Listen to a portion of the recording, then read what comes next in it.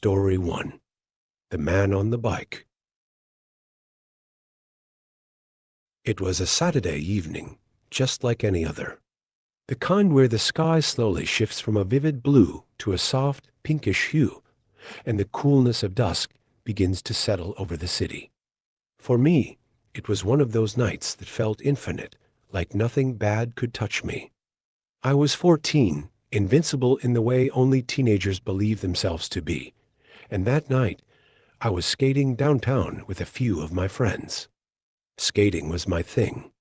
It was the one place I could lose myself, forget about school, about family drama, about everything that felt too complicated for me to deal with. My friends and I would ride up and down the streets, performing tricks in front of shops, laughing and showing off. We felt untouchable. But like all nights, this one had to end. By 10:30 p.m., our group started to shrink. One by one, my friends said their goodbyes and headed home. I should have done the same, but there was something about the night that made me linger. Maybe it was the peaceful quiet that settled over the city as the hustle of the day faded away. Maybe it was the adrenaline from skating, my body still buzzing with energy. Whatever it was, I decided to stay out just a little longer. The streets were nearly deserted by then. The occasional car passed by, headlights flickering against the buildings, but otherwise, it was just me and the hum of the city in the background. My bus stop was only a few blocks away, and I could have walked it easily, but I enjoyed skating through the empty streets. There was something freeing about the sound of my wheels gliding over the pavement, the cool breeze on my face.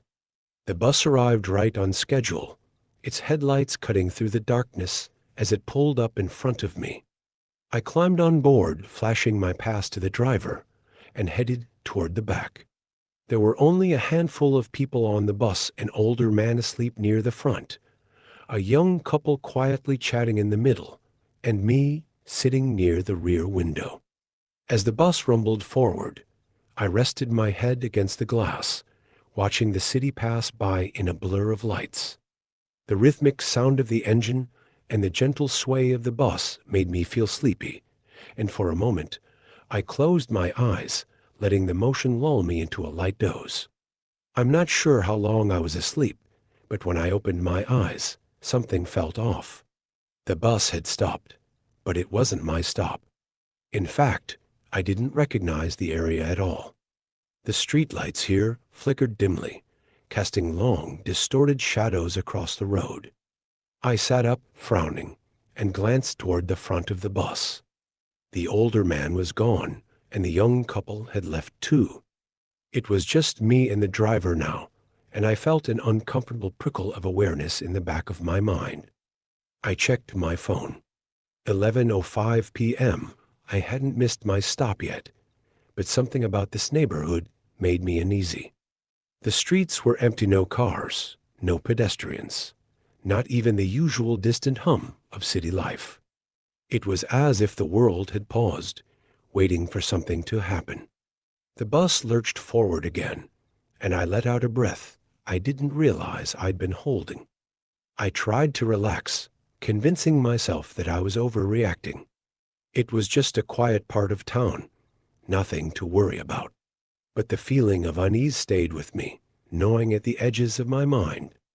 When my stop finally came, I stood up and made my way to the door, thanking the driver as I stepped off the bus.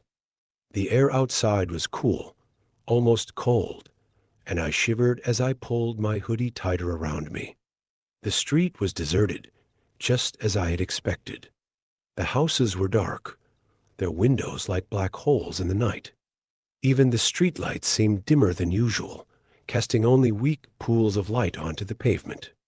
I glanced around, half expecting to see anyone walking along the street. But there was no one. Just me and the empty road stretching out in front of me.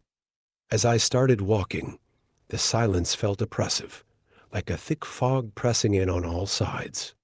The only sound was the steady tap of my shoes against the pavement, and even that seemed too loud in the stillness. I quickened my pace, eager to get home, But no matter how fast I walked, I couldn't shake the feeling that I wasn't alone. And that's when I saw him.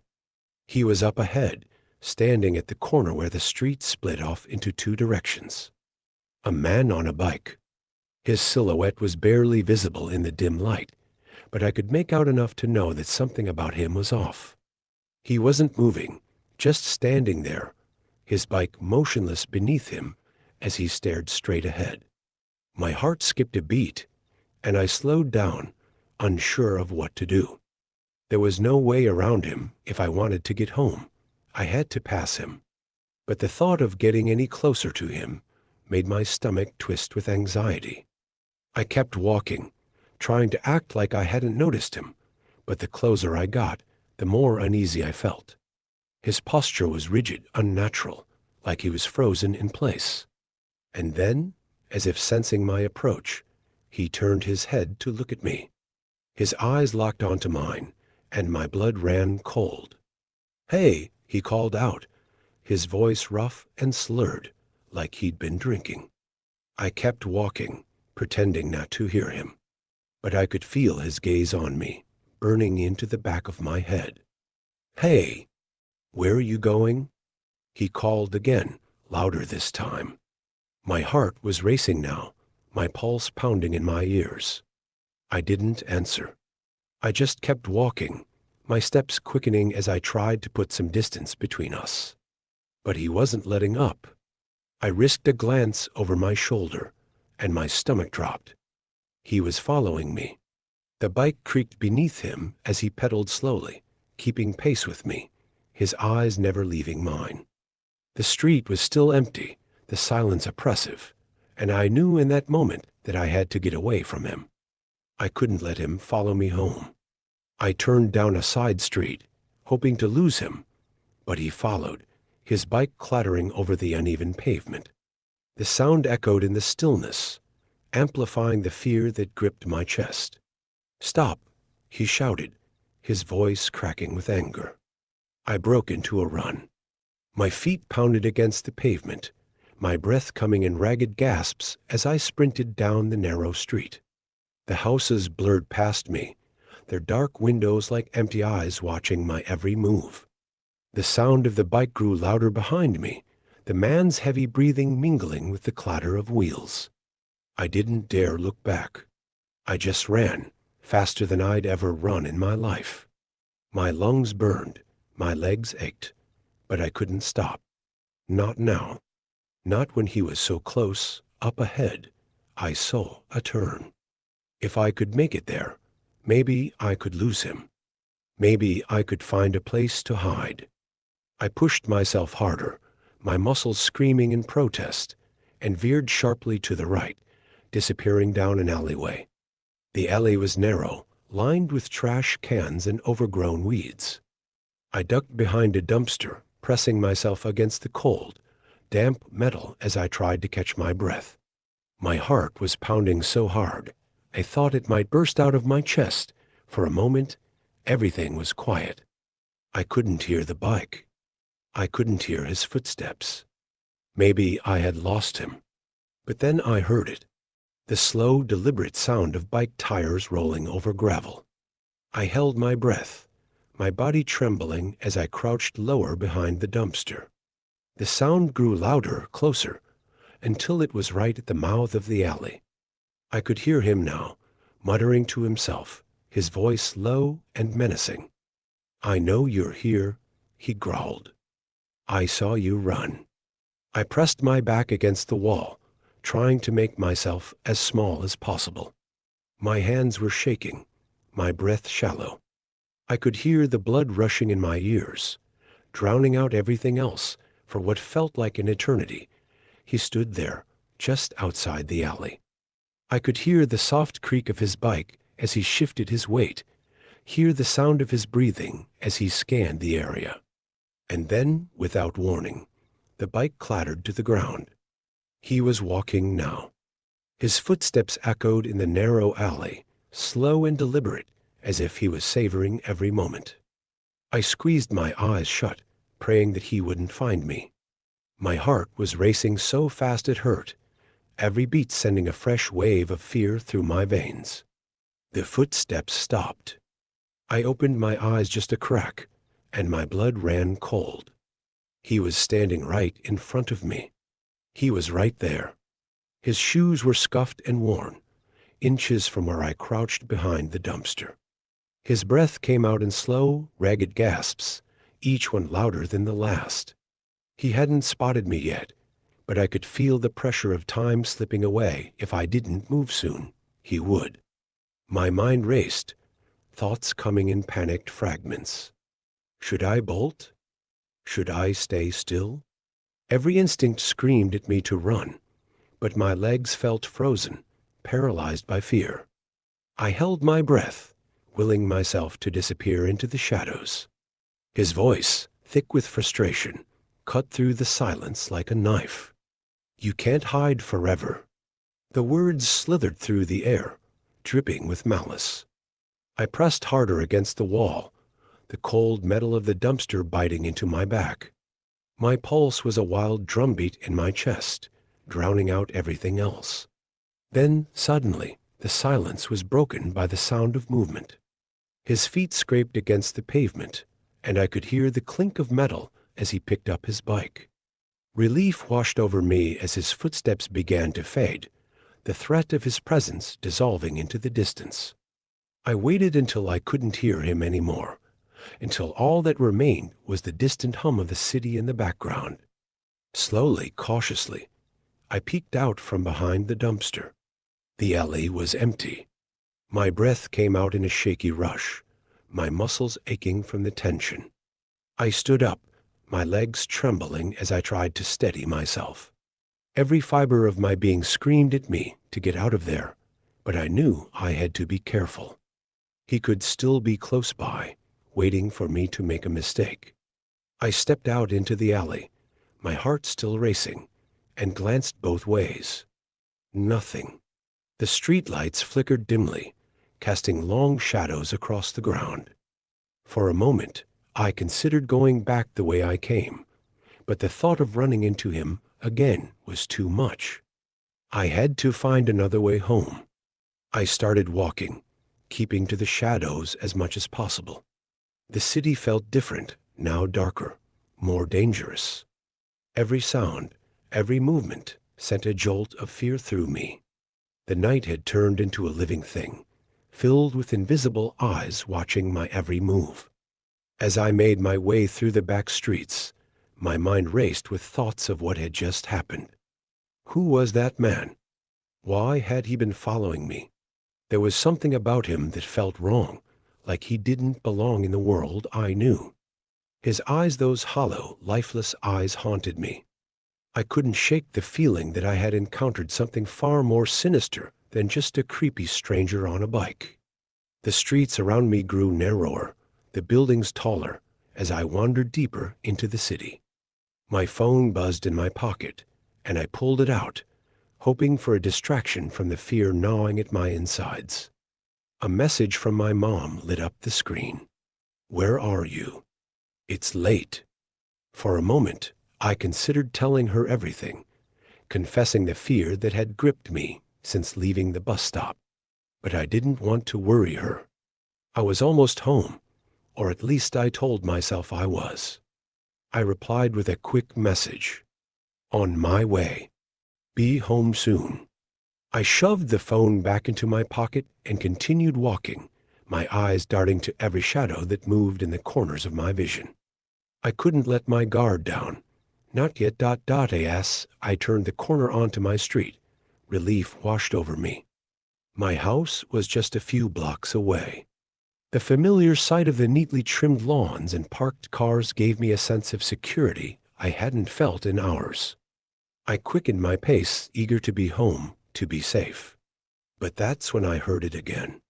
The faint, unmistakable sound of bike tires rolling over the pavement. My stomach dropped. I turned around slowly, dread pooling in my chest, and there he was.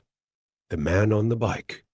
He was back, pedaling slowly down the street, his eyes locked onto mine. My blood ran cold. How had he found me?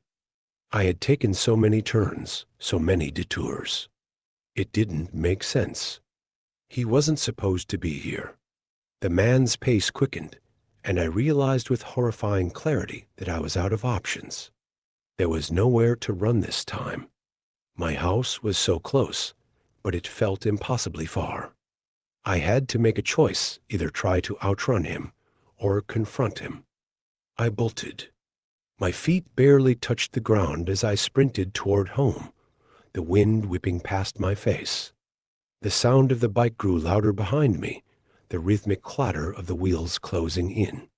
My lungs burned, my legs ached, but I couldn't stop. Not now.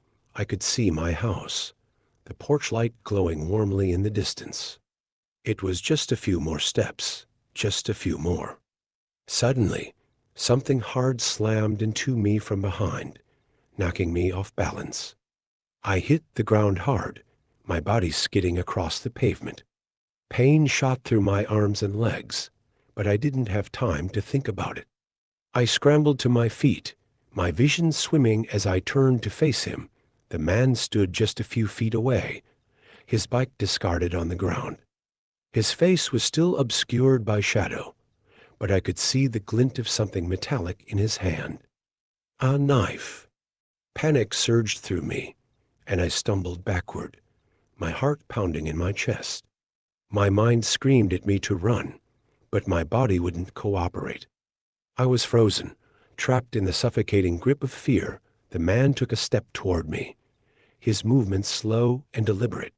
His hollow eyes were fixed on mine, unblinking, as if he was studying me, deciding what to do next. "Please," I gasped, my voice barely a whisper.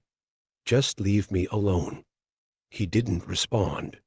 He just kept coming, the knife glinting in the dim light of the street lamp. I backed up until my back hit the fence of a nearby yard. There was nowhere left to go. I was trapped. Desperation took over, and I grabbed the only thing I could find, a rock from the ground at my feet. I threw it at him, hoping to slow him down, to buy myself a few more seconds. The rock hit him square in the chest, but he didn't even flinch. I was out of time. The man lunged at me, the knife raised high, and I braced myself for the worst. Suddenly, there was a blinding flash of light, and the sound of screeching tires filled the air. A car swerved onto the street, its headlights cutting through the darkness. The man froze, his head snapping toward the car as it skidded to a stop just a few feet away. I didn't hesitate. I bolted toward the car, my legs moving on pure adrenaline. The driver's side door flew open, and I nearly collapsed into the arms of my neighbor, Mr. Wilson. "What the hell is going on?" he shouted, his eyes wide with shock. I didn't have time to explain. "He's trying to kill me." Mr. Wilson's gaze shifted to the man, who was now backing away slowly, his knife still in hand. The headlights illuminated his face for the first time, and what I saw made my blood turn to ice. His eyes, they weren't just hollow. They were wrong. Empty, lifeless, like the eyes of a corpse. And his skin. It was pale, almost translucent, as if he hadn't seen sunlight in years. The man took one last look at us, then turned and fled into the night, disappearing into the shadows as quickly as he had appeared. I collapsed against the car, my entire body shaking. Mr. Wilson was saying something, but I couldn't hear him over the sound of my own heartbeat pounding in my ears. The nightmare was finally over. The police arrived not long after, but they didn't find him. They searched the neighborhood, questioned people, but it was like he had vanished into thin air. There were no leads, no clues, just the memory of those hollow eyes staring into mine. For weeks, I couldn't shake the feeling that he was still out there, watching, waiting. Every time I stepped outside, I felt his presence, like a shadow lurking just beyond the edge of my vision. I never saw him again, but I'll never forget him. And every time I hear the faint sound of bike tires on the pavement, my heart skips a beat. because I know he's still out there somewhere. Story 2. The Haunting of Hollow Creek. It was supposed to be a fresh start when my husband, Paul, and I bought the old house in Hollow Creek. It seemed like the perfect place to rebuild our lives. After years of struggling in the city between job layoffs, financial strain, and the heartache of never being able to conceive a child, Hollow Creek felt like a sanctuary. The town was quiet, small enough to feel like home, but large enough to give us the space we needed to disappear for a while. The house itself was a gem, an old Victorian with creaky floorboards and a wraparound porch that looked out over the sprawling woods. There was something romantic about its worn exterior, its chipped paint and creaking shutters. It had character, a history that seemed to seep through the walls. I could almost imagine the families that had lived there before us, raising their children, building memories. It felt alive in a way that the sterile, modern apartments we had lived in before never had. I loved it instantly. But from the moment we stepped inside, I sensed something was off. It was subtle at first, just a vague feeling, like the air was heavier than it should be. Paul didn't notice, of course. He was too busy falling in love with the high ceilings and the old fireplace in the living room. I kept my unease to myself, brushing it off as nerves. After all, this was a big change. We were starting over, and I was determined to make it work. The first few days were uneventful. We spent our time unpacking, cleaning, and exploring the house. The previous owners had left behind some old furniture, heavy wooden chairs, a scratched dining table, and a few dusty portraits of people we didn't recognize. I found it charming. Paul joked that we were living in a museum. But then, things started to happen. It began with small noises, creaks and groans in the middle of the night, the kind that you could easily dismiss as the house settling. But they were too deliberate, too rhythmic. Footsteps, almost. They always seemed to come from upstairs, from the attic. Paul didn't believe me when I told him about it. "It's an old house, Kate," he said, kissing the top of my head. "Old houses make noise. Don't let it get to you." I tried to believe him. I really did. But the feeling that something was wrong lingered. I started avoiding the attic, even during the day. It felt colder up there, darker. The air had a strange smell, musty, but with something else underneath it, something rotten.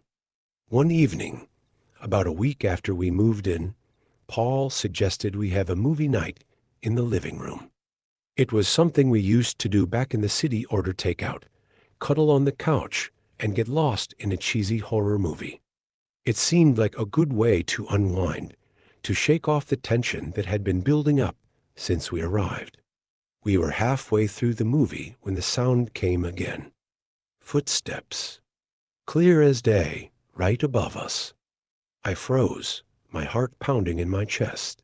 Paul must have heard it too this time, because he turned to me, his face pale. "Did you hear that?" I nodded, my throat too tight to speak.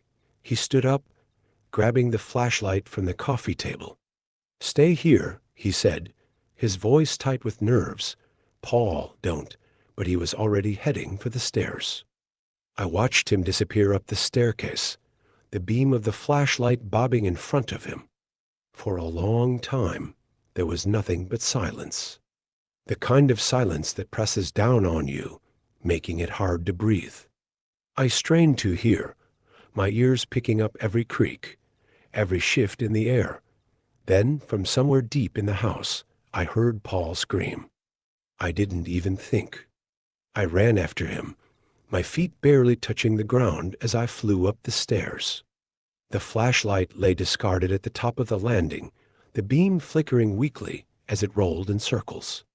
My heart was in my throat as I grabbed it and swung the light around the dark hallway, calling out for Paul.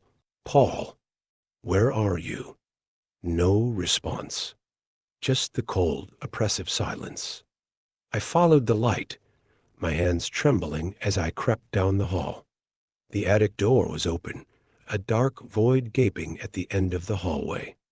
The air was colder here, almost frigid.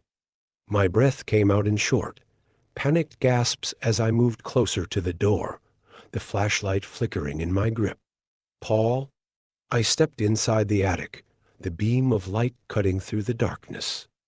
The attic was empty, just as it had been before, filled with old furniture, boxes, and dusty relics of the past. But something felt different. The air was thick, heavy with a presence I couldn't explain. And then, out of the corner of my eye, I saw it. A shadow. Not the kind cast by furniture or old boxes, but something darker. Something that moved on its own. I whipped the flashlight toward it, but it was gone. The beam flickered again, struggling to stay on. My heart raced, my breath coming in short, sharp bursts. I had to find Paul. I had to get out of this house. I turned to leave, but the door slammed shut with a deafening bang. I screamed, dropping the flashlight as I ran to the door, yanking on the handle with all my strength. It wouldn't budge. I was trapped. "Paul," I shouted, pounding on the door. "Paul, help me." But there was no answer. I turned around, my back pressed against the door, my eyes wide with terror. The darkness seemed to close in around me, suffocating me. I could feel that something was in here with me. Watching me, the temperature dropped even further, and I could see my breath in the air, small puffs of fog in the freezing cold. My skin prickled with fear as I heard the footsteps again, slow and deliberate, moving closer. I pressed myself against the door, my heart racing, my mind screaming at me to do something, to run, to fight. But I couldn't move. I was frozen in place, paralyzed by the overwhelming sense of dread that had taken hold of me. And then I saw it. A figure standing in the corner of the attic, shrouded in darkness. Its shape was human, but twisted, contorted in a way that made my stomach churn. It stood there, unmoving, its eyes, if it even had eyes, fixed on me. I couldn't breathe. I couldn't scream. I couldn't do anything but stare, my mind reeling as I tried to make sense of what I was seeing. The figure took a step toward me. I bolted for the door, throwing myself against it with all my strength. The handle turned, and I stumbled out into the hallway, gasping for air. I slammed the door behind me, my hands shaking as I backed away from the attic, my heart pounding in my chest. I had to find Paul. I had to get out of this house. I searched the entire house, calling his name, but there was no sign of him. It was as if he had vanished into thin air. I grabbed my phone, my hands trembling as I dialed 911. "Please," I begged when the operator answered. "My husband is missing. I think something's happened to him. Please send someone." The operator's calm voice did little to soothe the terror coursing through me. "Stay where you are, ma'am. We're sending someone now." I waited by the front door, my eyes darting to every shadow, every flicker of movement. The house felt alive, as though it was breathing, waiting for me to let my guard down. I couldn't stay here. I couldn't wait for the police. I had to leave. I grabbed my coat and was about to run out the door when I heard it. A voice. It was faint, but unmistakable. Paul's voice. "Kate, help me." My blood ran cold. The voice was coming from the attic. The sound of Paul's voice sent an icy chill down my spine. I stood frozen by the front door, torn between the overwhelming fear that had gripped me since I heard his scream and the desperate hope that he might still be alive, trapped somewhere in the attic. "Kate, help me." His voice was weak, distant, but unmistakable. It sounded like he was calling from a great distance, almost muffled, but it was clear enough that I knew where it was coming from, The attic. I couldn't think. My mind was racing, my heart pounding so hard I thought it might burst from my chest. Every instinct screamed at me to leave, to get as far away from the house as possible, but I couldn't. Not without Paul. Slowly, I stepped away from the door, my legs trembling as I made my way back up the staircase. Every creak of the old wooden steps felt like a gunshot in the eerie silence. My throat was dry, my breath shallow as I reached the landing and stood before the attic door once more. It was closed now, just as I had left it. But I knew something was waiting behind that door. I reached for the handle, my fingers trembling, and turned it slowly. The door creaked open, revealing the dark void beyond. My flashlight lay on the floor where I had dropped it earlier, its beam flickering weakly, casting long, twisted shadows across the room. "Paul," I called, my voice barely above a whisper. No response. Just the oppressive silence, thicker than before, as if the air itself was suffocating me. I stepped inside, the floorboards creaking beneath my weight. The temperature dropped even further, and I could feel the chill in my bones. The attic smelled of old wood and dust, but underneath that there was something else, a foul, rotting odor that made my stomach turn. "Kate." The voice came again, soft and pleading. It was coming from the far corner of the attic, where the darkness seemed to pool like a living thing. I inched closer, my heart racing, my pulse pounding in my ears. My breath came out in shaky gasps, each one visible in the freezing air. My hands were trembling so badly, I could barely hold the flashlight steady as I shone it toward the corner, and then I saw him.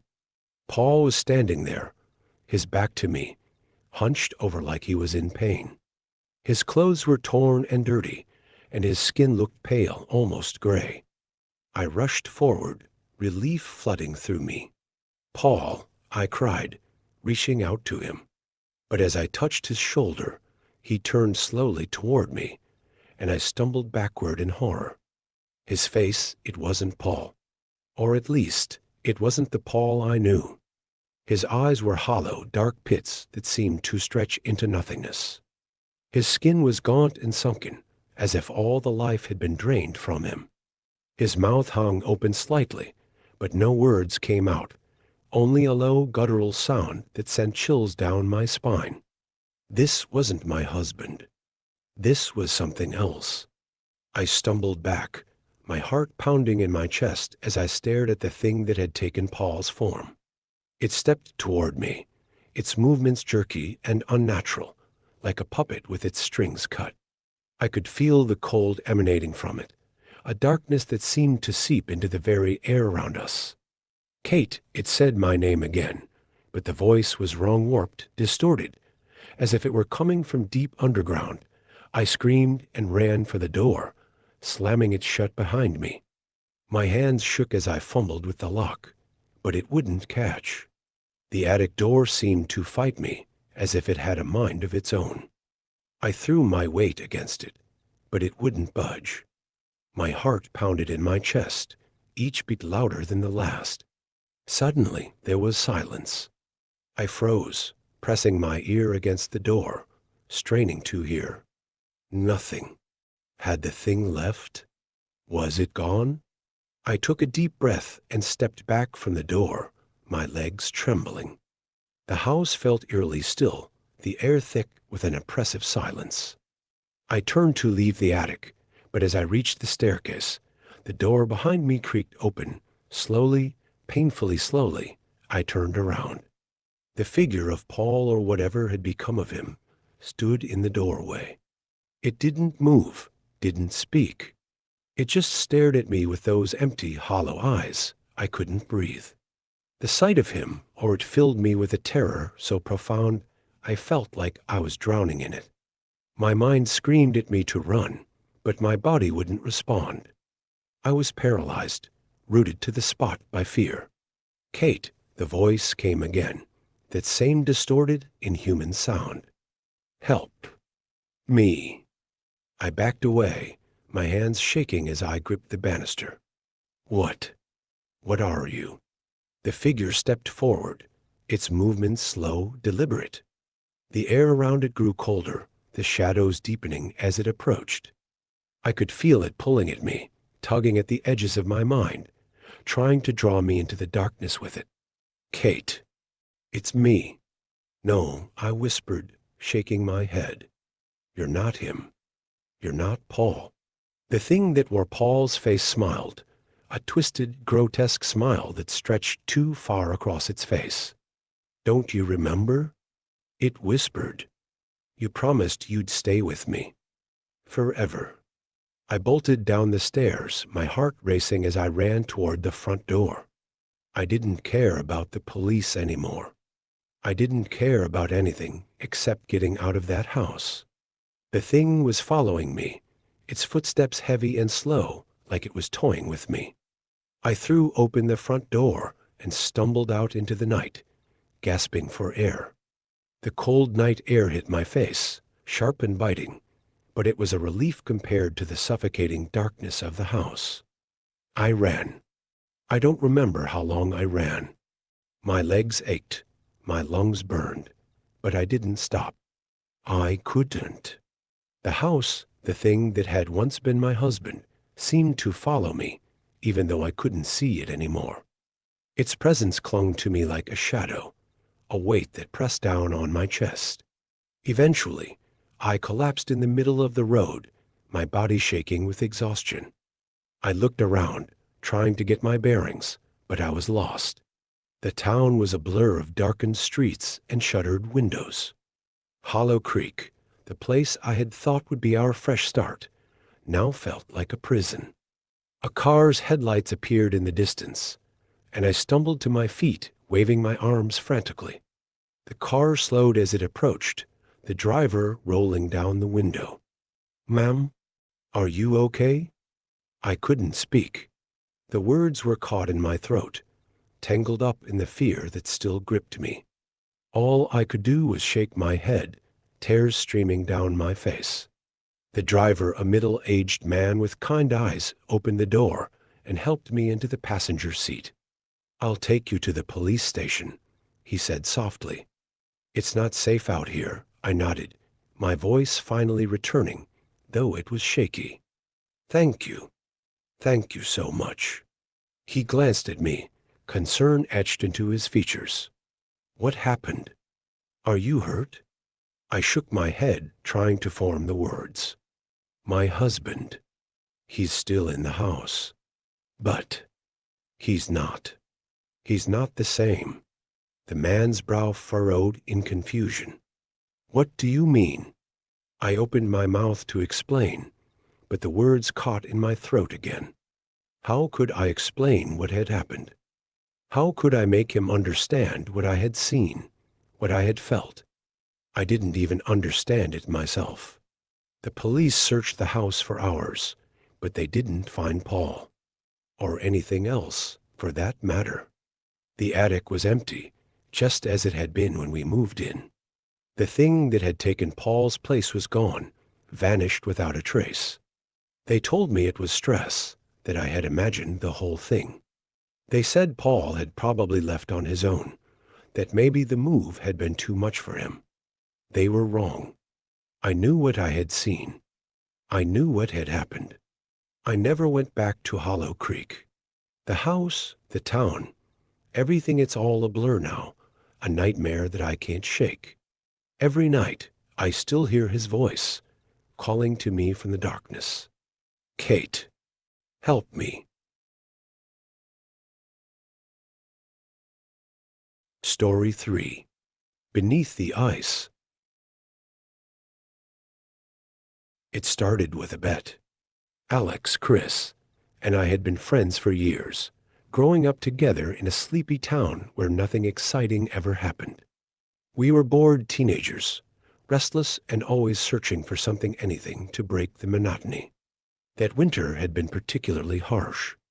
The snow piled up in drifts along the sidewalks, and the lake, which was usually a place of summer swimming and fishing, had frozen over early, turning the small park into a cold, desolate wasteland. The lake had always been a part of our lives. In the summer, we would skip rocks across its surface or dive from the rickety wooden pier, seeing who could stay underwater the longest. But winter was different. The lake became silent, dangerous, and covered in a thick layer of ice that seemed to stretch forever. I never liked the lake in winter. There was something unsettling about the way the ice cracked and groaned beneath your feet, like the frozen surface was trying to whisper secrets to anyone who dared to walk across it. But Alex and Chris loved it. They'd race across the ice, sliding and spinning, daring each other to get closer and closer to the thin patches near the middle. It was Alex's idea that changed everything. He'd always been the one to push boundaries, to take risks. We were sitting in his basement, the smell of wet snow still clinging to our jackets, when he brought it up. "I've got an idea," he said, a mischievous grin spreading across his face. "You know how everyone says there's something beneath the ice? Like something's been moving under there?" Chris looked up, interested. "Yeah, I've heard that. People say it's like, I don't know, some kind of old fish or something." "Probably just rumors," Alex shook his head. "It's not just rumors, though. My brother said he saw something last year when he was out on the ice. Said he saw something big, moving below him, like a shadow." I rolled my eyes, not in the mood for one of Alex's stories. "Your brother's full of it, Alex. There's nothing under the ice." But Alex wasn't deterred. His eyes gleamed with that same reckless excitement he always got when he had an idea. "No, seriously? What if there is something? And what if we could find out? What if we spent the night out there?" "Spend the night? Out on the lake?" Chris sounded unsure, but intrigued. "What's the point?" "The point," Alex said, leaning forward, "is that no one's ever done it. People always go out there during the day, but no one stayed overnight. I'm telling you, if there's something under the ice, we'll see it at night. That's when it's quiet. That's when it moves." I laughed, shaking my head. "That's insane. It's freezing out there, Alex. You'd never last. Is that a challenge?" Alex grinned, leaning back in his chair. "Because I bet I could last the whole night. I bet we all could." Chris and I exchanged glances. There was something in Alex's tone that made me uneasy, but I didn't want to back down. None of us wanted to be the one to say no. That's how it had always been between us, a stupid competition, each one of us pushing the others to take bigger and bigger risks. "Fine," I said, against my better judgment. "Let's do it. But if it gets too cold, I'm out." Chris nodded, still looking unsure. "Yeah, fine. But I'm bringing a ton of blankets." Alex's grin widened, satisfied that he had us on board. "Deal. Tomorrow night, we meet at the lake. Bring whatever you need, but we're staying out there until morning. And who knows? Maybe we'll see something." The next day passed in a blur of nervous excitement. Part of me hoped that Alex would change his mind, that something would come up and we wouldn't have to go through with it. But when the evening rolled around, there was no backing out. I packed my bag with blankets, extra socks, gloves, and snacks. I even grabbed a flask of hot chocolate, hoping it would help stave off the cold. The walk to the lake was eerie. The sun had already dipped below the horizon, and the snow-covered landscape stretched out in front of us like a frozen wasteland. The trees were bare, their branches reaching up like skeletal fingers toward the darkening sky. The air was bitterly cold, and with every breath, clouds of steam billowed from our mouths. Alex was already waiting for us when Chris and I arrived. He had set up a makeshift camp near the edge of the lake, just a few blankets laid out on the ice and a small lantern flickering beside them. The lake itself was a vast, white expanse, stretching into the darkness, the ice reflecting the pale glow of the moon. It looked peaceful, but there was an unease in the air, a stillness that made my skin prickle. "You guys ready?" Alex asked, his breath fogging up the air as he spoke. Chris and I exchanged uneasy glances but nodded. There was no turning back now. We spread out our blankets and huddled together, trying to conserve as much warmth as possible. The cold was brutal, seeping through our clothes and into our bones. We sat in silence for a while, staring out over the frozen lake, waiting for anything to happen. Time passed slowly. The wind picked up, howling across the ice and making the lantern flicker. The temperature dropped even further, and I could feel my fingers and toes starting to go numb despite the layers of clothing. I checked my watch midnight. Chris shifted uncomfortably beside me. "This was a dumb idea," he muttered, rubbing his hands together for warmth. "We should just go home.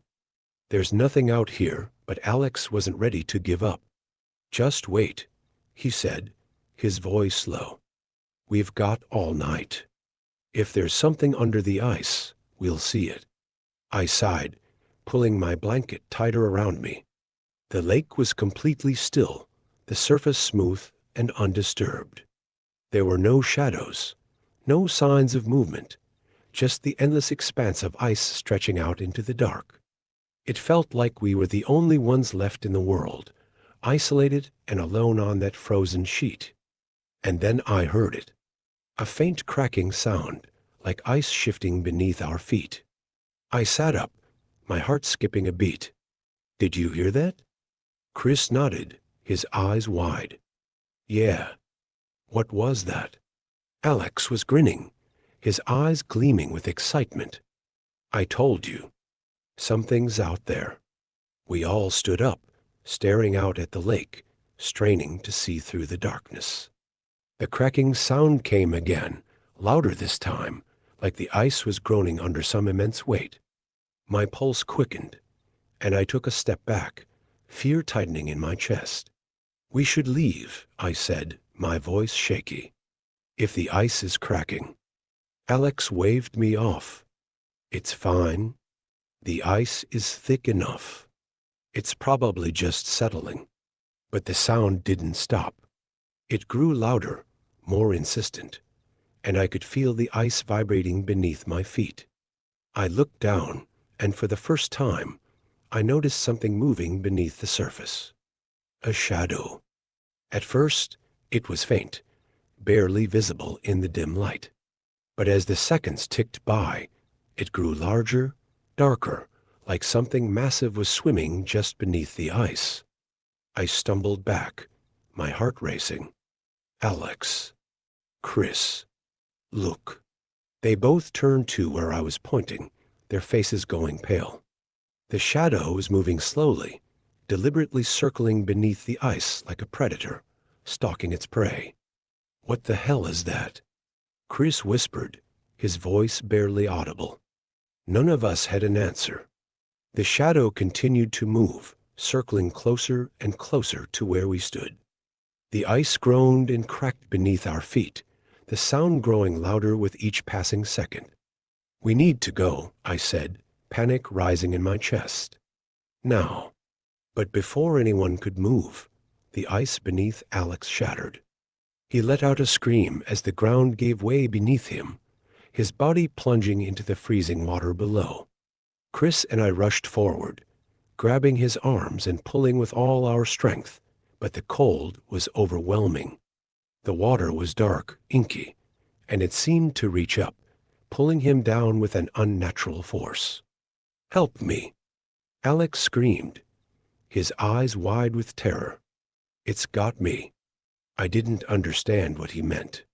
His legs were kicking wildly, but it wasn't just the cold water pulling him down. Something else was there, something beneath the ice. I could feel it, the way the water churned, the way the shadows shifted. Something was holding on to him. We pulled harder, but it was no use. Alex was slipping from our grip, his body disappearing into the icy darkness. His screams grew fainter as the water swallowed him whole. And then he was gone. The ice closed up behind him, the surface returning to its smooth, undisturbed state. The lake was silent once more, as if nothing had happened. Chris and I stared at the spot where Alex had disappeared, our minds struggling to process what we had just witnessed. The cold had numbed my fingers, my legs trembling with exhaustion and shock. Chris stood beside me, his breath coming in ragged gasps as we stared at the spot where Alex had vanished. For a moment, neither of us could move. Our minds refused to process what had just happened. "He's gone," Chris whispered, his voice barely audible. "He's gone, man." What? What the hell was that? "I don't know," I said, my voice shaking. "But we need to get out of here. Now." We both turned and ran, our feet slipping on the ice as we scrambled toward the shore. The once peaceful expanse of the lake now felt like a living, breathing thing, watching us, waiting for its next move. Every step felt like a race against time, as if the ice beneath us could give way at any moment, pulling us into the same dark abyss that had taken Alex. The wind howled around us, sharp and biting, and the darkness pressed in from all sides. My heart was pounding, adrenaline surging through my veins as I forced my legs to keep moving. Chris was just ahead of me, his breath visible in the freezing air, but I could tell he was struggling too. We were both terrified, barely hanging on. As we neared the edge of the lake, I heard it again, the cracking, the same sound that had warned us before. But this time, it was louder, more violent, like the ice was being torn apart from below. I glanced back, my breath catching in my throat. Something was moving under the ice. A massive, dark shape rippled beneath the surface, surging toward us with terrifying speed. It was larger than before, more defined. Whatever was under the ice was no longer content with shadows, it was coming for us. "Run!" I screamed, my voice shrill with panic. Chris stumbled, his feet sliding on the slick surface. He fell to his knees, his hands slapping the ice as he tried to push himself up. I reached out, grabbing his arm, and yanked him to his feet. "We're almost there," I shouted, my voice barely audible over the wind. Just a little farther. We could see the shoreline now, the snow-covered trees looming just ahead. The sight gave me a surge of hope, a brief flash of relief that maybe, just maybe, we'd make it out of this nightmare alive. But the cracking sound was deafening now, echoing across the frozen lake like thunder. I could feel the ice vibrating beneath my feet, the cold seeping up through my boots, freezing me to the core. I didn't dare look back again. I knew whatever was chasing us was right behind. With one final burst of energy, we reached the shore. My legs gave out beneath me as I stumbled onto solid ground, collapsing into the snow. Chris fell beside me, gasping for breath, his face pale with fear and exhaustion. For a moment, all we could do was lie there, panting, our bodies trembling from the cold and the adrenaline. But the danger wasn't over yet. The lake was still groaning, the ice shifting and cracking as if it was angry that we had escaped. I sat up, my heart still racing, and looked out over the frozen expanse. The dark shape had stopped just beneath the surface, lingering near the spot where we had been standing. It was huge, much larger than I had realized before, and it seemed to pulse with some kind of dark energy. What is that thing?" Chris asked, his voice hoarse. "I don't know," I whispered. "But we need to go. We need to leave this place." Chris nodded, his eyes wide with terror. We both struggled to our feet, our bodies aching from the cold and the exertion. I glanced one last time at the lake, at the shadow beneath the ice, before turning away. We didn't stop running until we were deep into the woods, far from the lake's edge. The trees closed in around us, their branches swaying in the wind, and for the first time since we arrived, I felt a sense of safety. The shadow couldn't follow us here. It was trapped beneath the ice. But that didn't bring much comfort. Alex was gone, swallowed by the frozen lake, taken by whatever monstrous thing lurked beneath the surface. And no one would ever believe us. We made it back to town just before dawn. The streets were empty, the houses dark, as we stumbled through the snow toward Chris's house. My mind was racing, replaying the events of the night over and over again, trying to make sense of what had happened. But there was no sense to be made. Alex was gone, and we had narrowly escaped a fate we couldn't understand. In the days that followed, Chris and I didn't talk much about what happened. It was too raw, too terrifying to put into words. The police searched the lake after we told them Alex had fallen through the ice, but they didn't find his body. They said it was likely trapped beneath the frozen water, but they couldn't explain why the ice had closed up so quickly after he fell. They didn't believe us about the shadow. They didn't believe us about what we saw. Weeks passed, and the snow began to melt. The lake thawed, its surface returning to the calm, placid state we were used to. But I couldn't shake the feeling that something was still out there, lurking beneath the surface, waiting.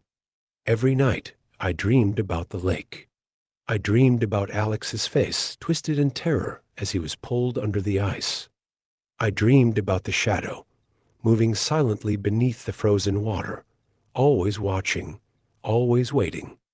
And then, one night, Chris disappeared. He had gone out to the lake, just like Alex had. No one saw him leave, but when the police searched his house, they found his jacket and boots missing.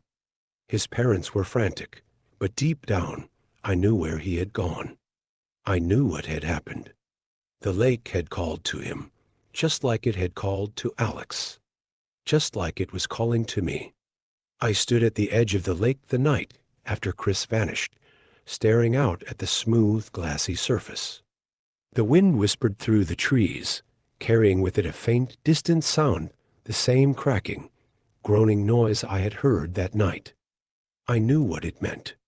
I knew what the lake wanted. It wasn't finished yet.